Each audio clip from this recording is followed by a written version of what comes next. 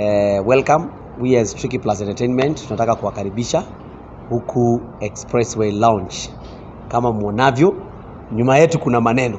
So sasa ni nyinyi mniambie kitu mnataka tuseme. Okay. Asante sana kutuinvite and maybe tell us a little bit of Tricky Comedy Vibes. What is it all about? Wow. Tricky Comedy and Vibes ni, like the name suggests, is a comic with a lot of vibes platform that we are launching with my team. My team is bigger than you can see. Venye wako busy prepare mambo. You know, coming up and running these shows is not easy. So nimeleta two representatives leo na naweza wa introduce before tuendelee. To my left is my stand-up comedy content lead. Hello guys. Sorry, usemanga niachiange nimekuachia. Introduce kwa ufupi tu. Yeah. Well, my name is Mitch. I'm a stand-up comedian, a baddest host, actually the host with the most. You know, I'm a radio presenter and a scholar. Thank you. Thank you so much. Huyu ndio anasimamia maneno ya stand-up comedy. Kusimamia ni kumaanisha the lineup ya stand-up comedy. The comedians who will be coming on stage. Tuko na creative hub. Yeye ndo anatusaidianga ku organize that lineup. To my right is another gentleman mwenye najua mjamuona sana na mimi but tumekuwa tukiwork na yeye chini ya maji. He's also a creative but dealing with some other sort of vibe when it comes to entertainment. Twende kazi master. So thank you so much for this opportunity. My name is Master Kimsi, representing P-Back Theatre. Basically P-Back Theatre, we are involved in film production and theatre production. That's why we have partnered with Tricky to bring you a different vibe when it comes to comedy and shows. And I'm here representing the director for P-Back Theatre, naitwa Boni Kanyura, and we promise to give you one, should I say hell of a show? Yeah, it's okay. Hell. Sema. Okay, one hell of a show. Thank you so much. This is Mitch, comedian, you know him. This is Master Kimsi, and we are ready for you guys. Yeah, so sure. Yes. So hii show iko 3 April. Tutakuwa tunaona show zingine zikikuja ama ni peke yake. The reason as to why we are here with this presser and tunachocha sana hivi because the first show in fact is our launch edition. The first one is our launch edition. Launch edition meaning hiyo ndio show yenye itatupea ile pace. So hiyo ni ya ku-launch. This is not a one time gig like we did last year. Last year we did a one time gig in Nairobi Cinema Tricky Comedy Circuit. But this one is a show. It's a show that will be running, happening every Saturday. But hii ya kwanza tunataka wasee wa come ndio wajue hiyo ni nini tutakuwa tunawaitia. Na ni nini kipi unataka kuleta kwa game? Thank you so much. When we were introducing ourselves, ulisikia kwa upande wa left nimesema lead wa stand up comedy. Stand up comedy ni ile mmetuzoea nayo. Ile ya stand up comedians giving their sets on stage. And on my right, Master Kimsi has talked about P-Bag, which is a film production and a theater hub or else. So there is something extra. There are several segments that we are introducing in our show. Kuna vitu, okay.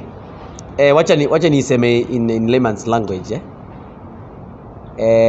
Of course tukilaunch kitu lazima tupewe wa Kenya ama audience yetu something new.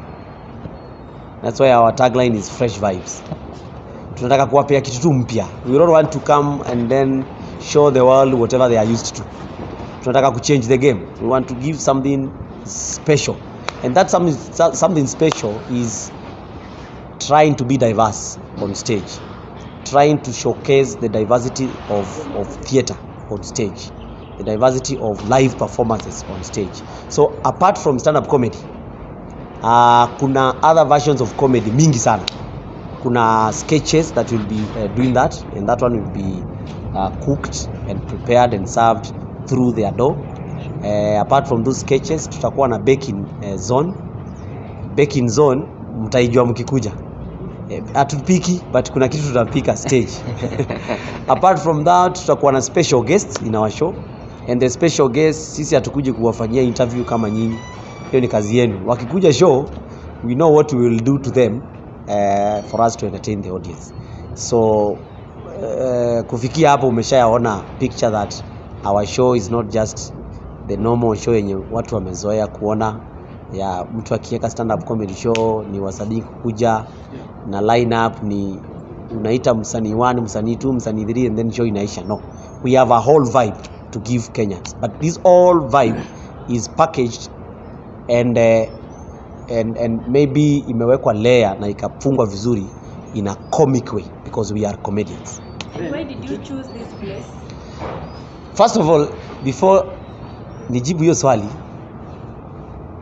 hii idea tumekuwa nayo for long sana. Hii idea ya kuexecute a comic vibe show na kuiproduce vizuri ndio tuiserve kwa wale wase wenye hawezi come show live, our audience even outside the country. Ni idea tumekuwa nayo, hii si kitu imekuja tu. And one of the considerations that anybody does akianzisha any new venture, number 1, lazima ufanye market research, lazima ufanye research zingine kama za, for example, for a show like this, lazima ufanye research kidogo ya kujua is this something that the audience will receive ama ni kitu irrelevant. Number 2, what is the best location that unaweza ambia watu wakam na wakuje kwa urahisi na bila kustruggle.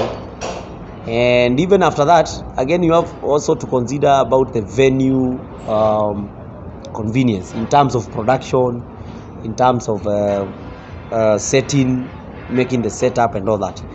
So kujibu swali yako, before I found this dome theater yenye iko hapa, yenye mmeona, I don't know, mngeweza kuzoom watu waone wangejua ni kwa nini.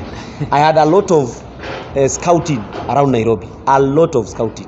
Hakuna mahali sijaingia kwa hizi places huku. Nimeenda Thika Road, nikaangalia, nikaingia Lang'ata Road, nikaangalia, nikaingia Ngong Road town katikati, Ngong Road.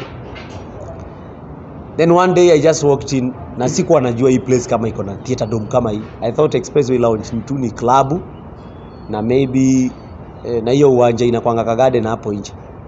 So I didn't know. If you look at this theater dome, it gives you the feeling of a comedy night. Hata wewe ukiona, it's easy to light, it's easy to set up sound, it's easy to have the set ya audience, it's easy to have a good set. So this ilinikalia the most ideal venue to execute my idea. Tricky. Yes.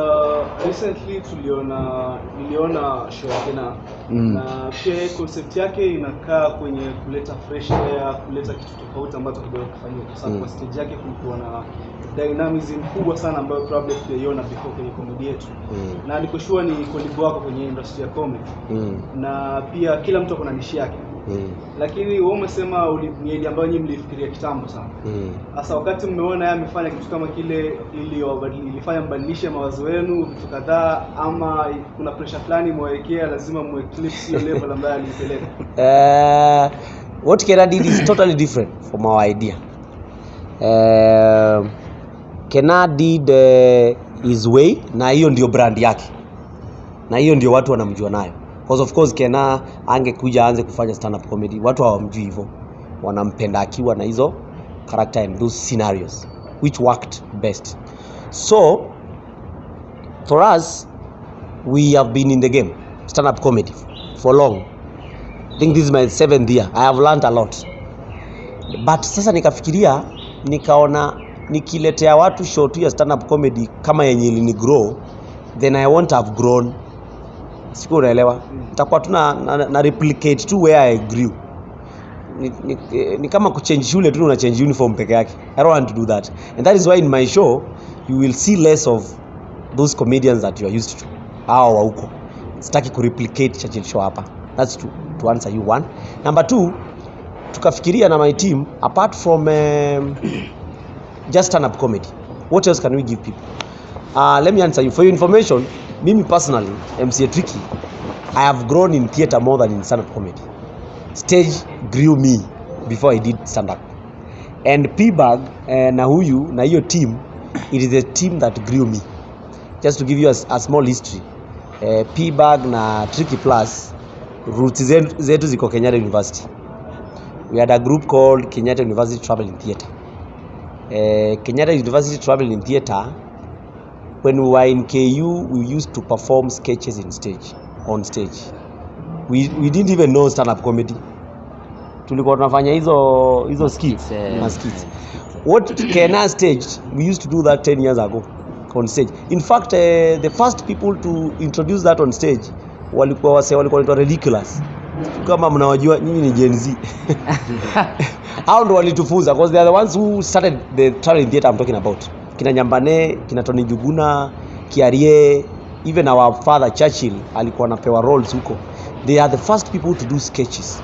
Sketches means they had big characters. Kama Nyambane alikuwa Moi, and then people knew about that. Hiyo ika translate. When I was joining Kenyatta University Traveling Theatre, nilipata majamaa wabaya sana stage.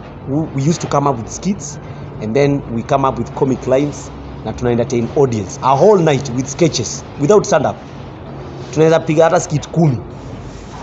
Sasa hawa sababu walisomea hiyo na wameiva, nikaona badala ya kujifanya mjuaji na ndio walinifunza hiyo stage work, nikaona why can't we partner with them, watuletee hiyo vibe ya live sketches on stage, na mimi na Saidi yangu na Mitch na wale tunajua stand up tuwaletee vibe ya stand up.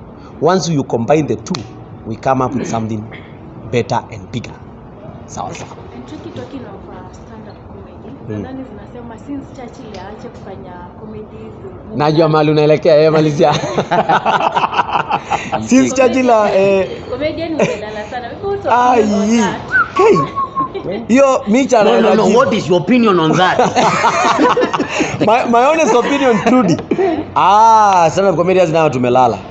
Wacha niseme ukweli. Unajua sometimes sio vizuri kujiteteanga. Sure. Stand-up comedian tumelala. Let me explain why tumelala.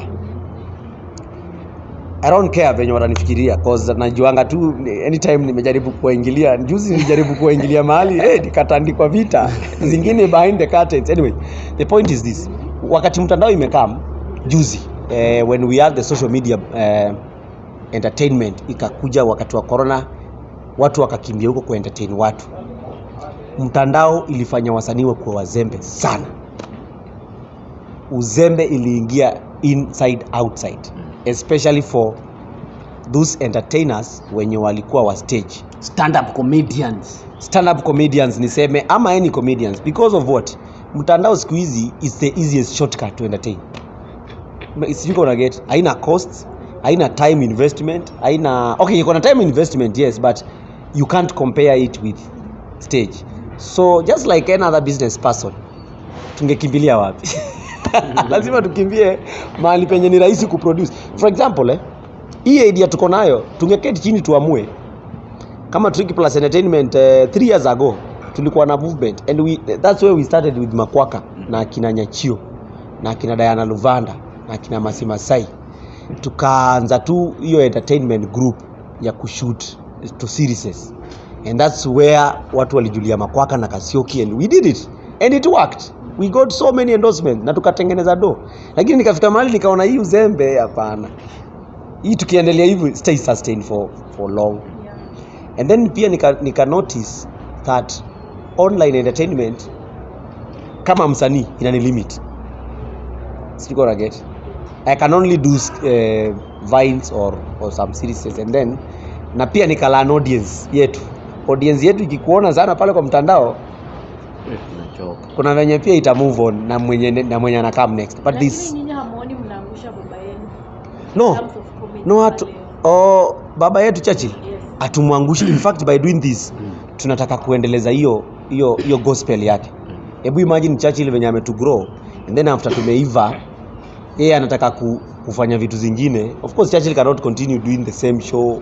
Pia nyinyi mtachoka. Sijamwambia aache, but no, but you understand.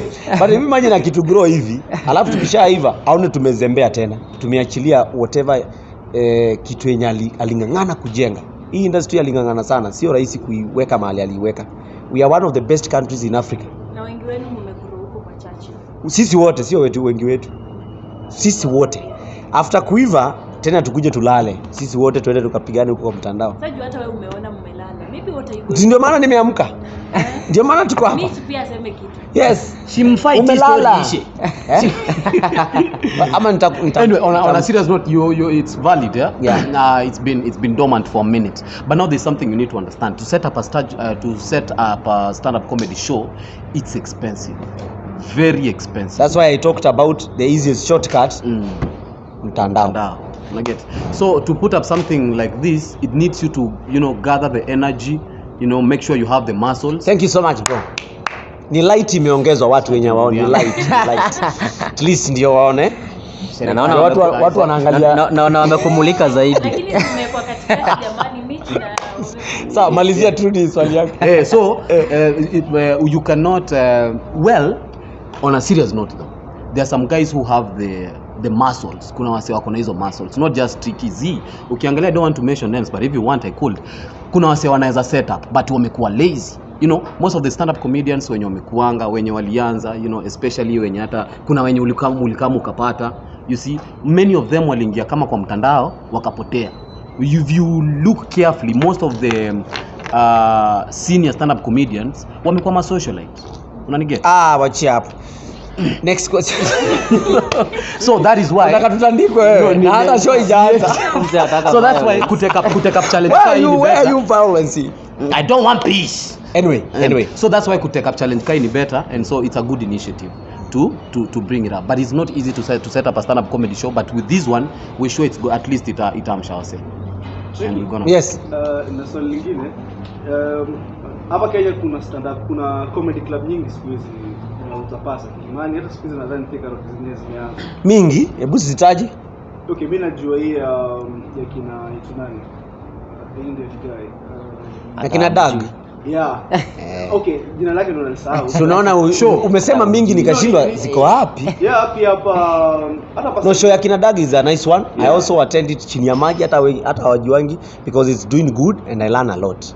That's one of the best comedy clubs that is happening around Nairobi. No, anaongelea stand-up collective.